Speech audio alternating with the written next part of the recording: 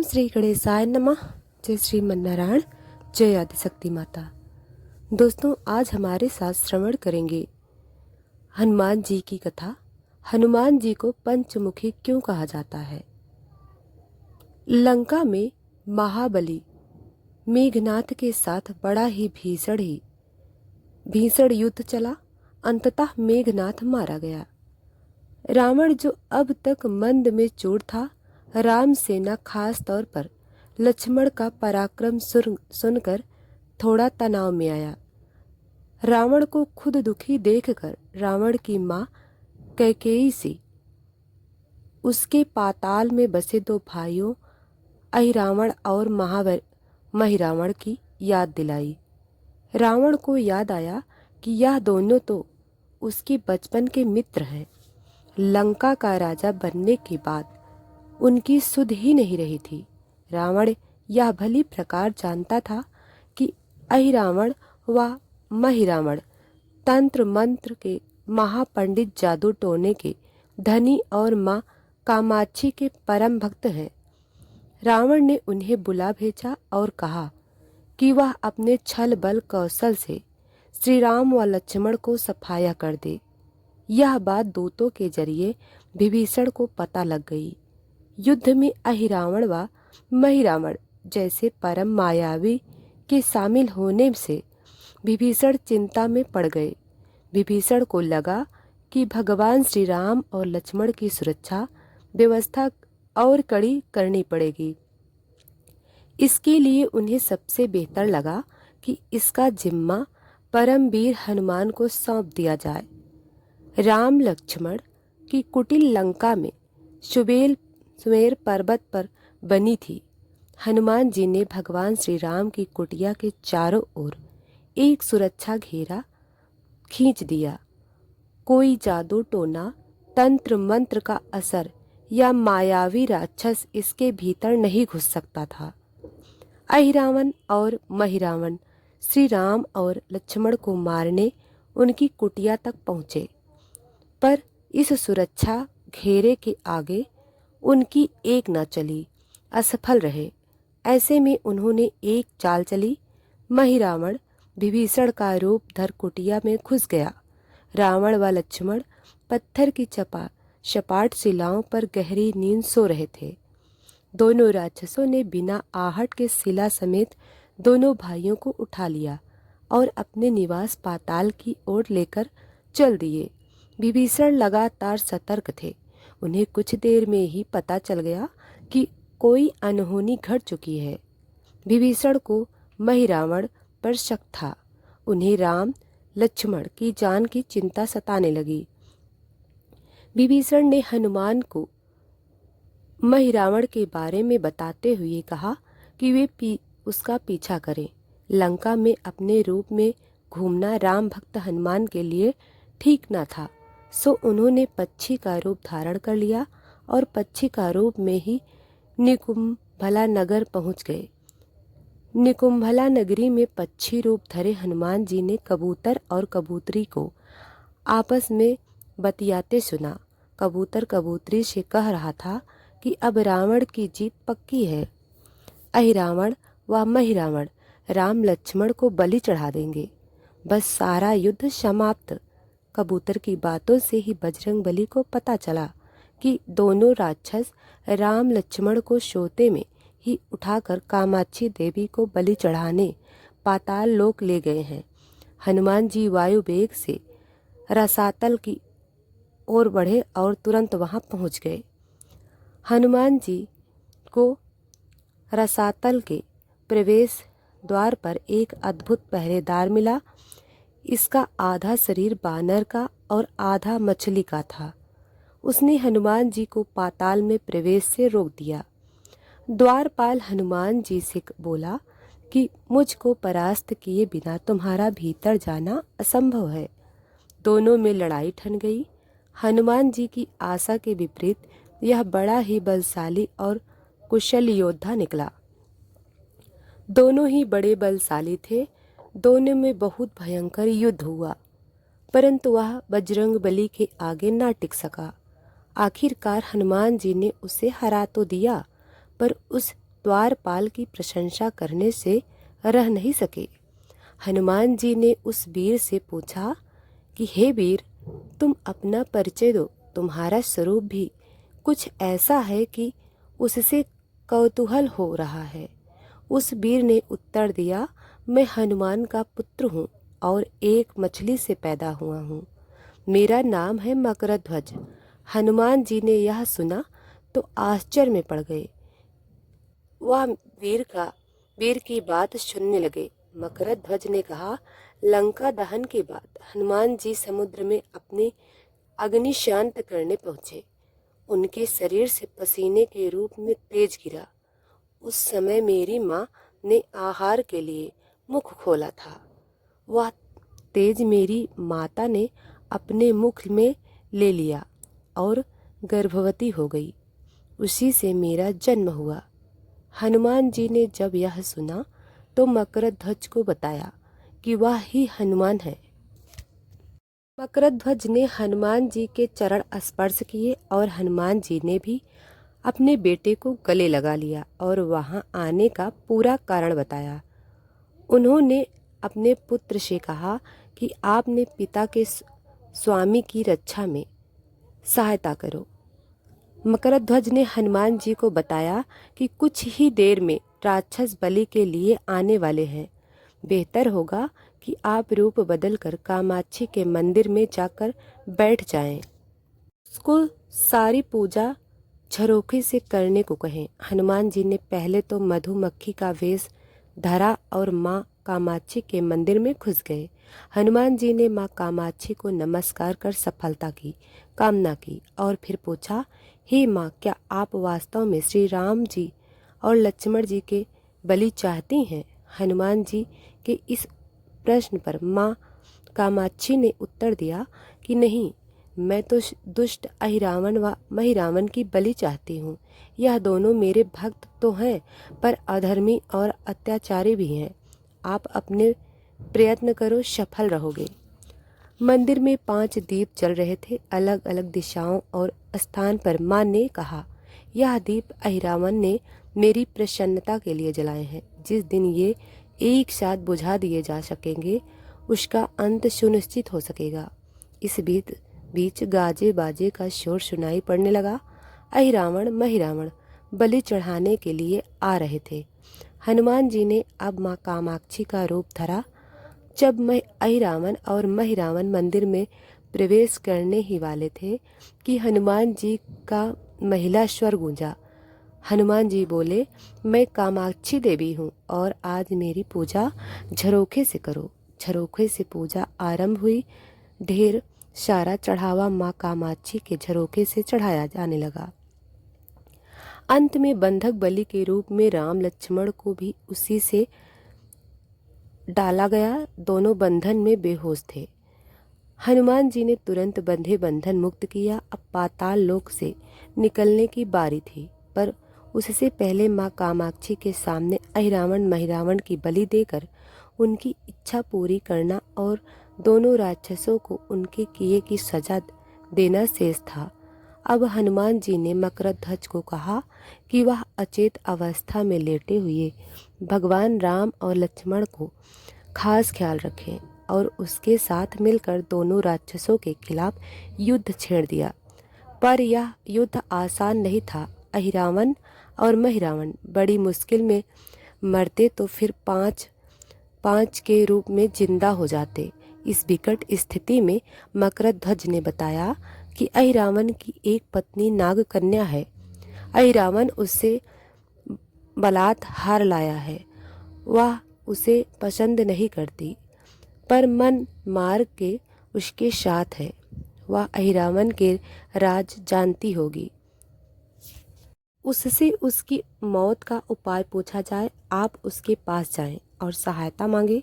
मकरध्वज ने राक्षसों को युद्ध में उलझाए रखा और उधर हनुमान अहिरावण की पत्नी के पास पहुँचे।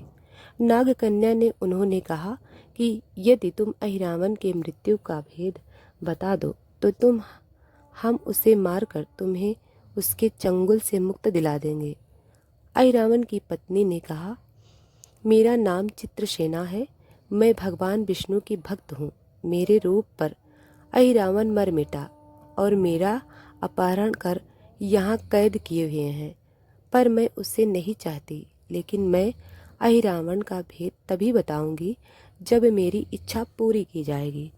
हनुमान जी ने अहिरावण की पत्नी नागकन्या चित्रसेन से पूछा कि आप अहिरावण की मृत्यु का रहस्य बताने के बदले में क्या चाहती हो?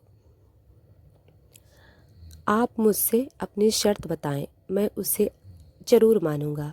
चित्रसेन ने कहा, दुर्भाग्य से अहिरावण जैसा असुर मुझे हर लाया है। इसे मेरा जीवन खराब हो गया है। मैं अपने दुर्भाग्य को सौभाग्य में बदलना चाहती हूँ। आप अगर मेरा विवाह श्री राम से कराने का वचन दे तो मैं अहिरावण के वध का रहस्य बताऊंगी।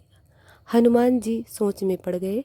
भगवान श्री राम तो एक पत्नी निष्ठ है। अपनी धर्म पत्नी देवी सीता को मुक्त कराने के लिए असुरों से युद्ध कर रहे हैं। वह किसी और से विवाह की बात तो कभी ना स्वीकारेंगे। मैं कैसे वचन दे सकता हूँ? फिर सोचने लगे कि यदि समय पर उचित निर्णय न लिया जाए तो स्वामी के प्राण संकट में है। असमंजस की स्थिति में बेचैन हनुमान जी ने ऐसी राह निकाली कि सांप भी मर जाए और लाठी भी न टूटे। हनुमान जी बोले, तुम्हारी शर्त स्वीकार है, पर हम भी एक शर्त है। यह विवाह तभी होगा जब तुम्हारे साथ भगवान राम जिस पलंग पर आसीन होंगे वह सही सलामत रहना चाहिए। यदि वह टूटा तो इसे अपशगुन मांगकर वचन से पीछे हट जाऊंगा। जब महाकाय अहिरावण के बैठने से पलंग नहीं टूटता तो भला श्री राम के बैठने से कैसे टूटेगा? यह सोचकर चित्रसेना तैयार हो गई। उसने अहिरावण समेत सभी राक्षसों के अंत का सारा भेद बता दिया। चित्रसेन ने कहा, दोनों राक्षसों के बचपन की बात है। इन दोनों के कुछ शरारती राक्षस मित्रों ने कहीं सी एक ब्राह्मणी को पकड़ लिया। मनोरंजन के लिए वे उसे भ्रामरी को बार बार कांटों से छेड़ रहे थे। भ्रामरी साधारण भ्रामरी न थी, वह भी बहुत मायावी थी, किंतु किसी कारणवश वह पकड़ में आ गई थी। भ्रामरी की पीड़ा सुनकर अहिरावण और महिरावण को दया आ गई और अपने मित्रों से लड़कर उसे छुड़ा दिया। मायावी भ्रामरी का पति भी अपनी पत्नी की पीड़ा सुनकर आया। अपनी पत्नी की मुक्ति से प्रसन्न होकर उस भंवरे ने वचन दिया था कि तुम्हारे उपकार का बदला हम सभी भ्रमर जाति मिलकर चुकाएंगे। ये भंवरे अधिकतर उसके शयन कक्ष के पास हैं। ये सब बड़ी भारी संख्या में है। दोनों राक्षसों को जब भी मारने का प्रयास हुआ है और ये मरने को हो जाते हैं, तब भ्रमर उनके मुख में एक बूंद अमृत डाल देते हैं। उस अमृत के कारण ये दोनों राक्षस मरकर भी जिंदा हो जाते हैं। इनके कई रूप उसी अमृत के कारण हैं। जिन्हें जितनी बार फिर से जीवन दिया गया उनके उतने नए रूप बन गए हैं। इसलिए आपको पहले इन भंवरों को मारना होगा। हनुमान जी रहस्य जानकर लौटे। मकरध्वज ने अहिरावण को युद्ध में उलझा रखा तो हनुमान जी ने भंवरों को खात्मा शुरू कर दिया। वे आखिर हनुमान जी के सामने कहाँ तक टिकते? जब सारे भ्रमर खत्म हो गए और केवल एक बचा तो वह हनुमान जी के चरणों में लौट गया। उसने हनुमान जी से कहा, प्राण रक्षा की याचना की। हनुमान जी पसीज गए। उन्होंने उसे क्षमा करते हुए एक काम सौंपा।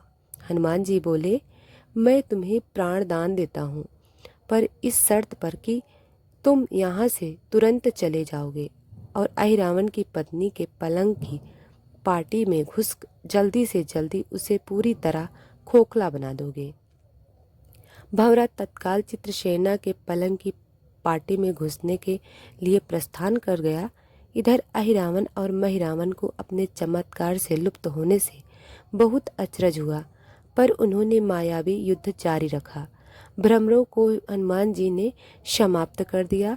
फिर भी हनुमान जी और मकरध्वज के हाथों अहिरावण और महिरावण का अंत नहीं हो पा रहा था। यह देखकर हनुमान जी कुछ चिंतित हुए।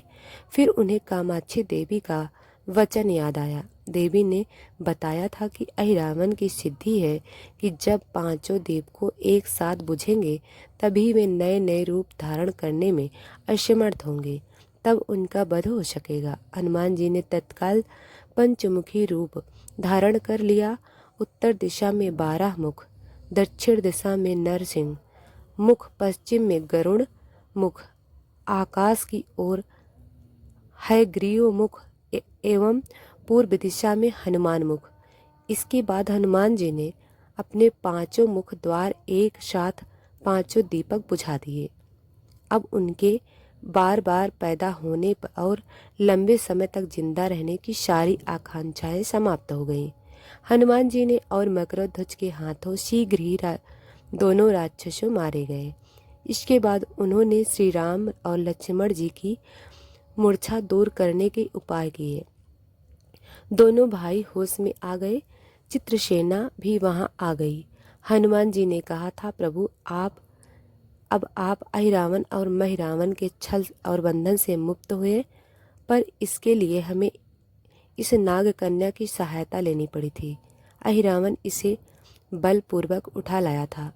वह आपसे विवाह करना चाहती है। कृपया उससे विवाह कर अपने साथ ले चले, इससे उसे भी मुक्ति मिलेगी। श्री राम हनुमान जी की बात सुनकर चकराए। इससे पहले कि वह कुछ कह पाते, हनुमान जी ने कह दिया, भगवान आप तो मुक्तिदाता हैं। अहिरावण को मारने का भेद इसी ने बताया है। इसके बिना हम उसे मारकर आपको बचाने में सफल न हो पाते। कृपा निधान इसे भी मुक्ति मिलनी चाहिए, परंतु आप चिंता न करें।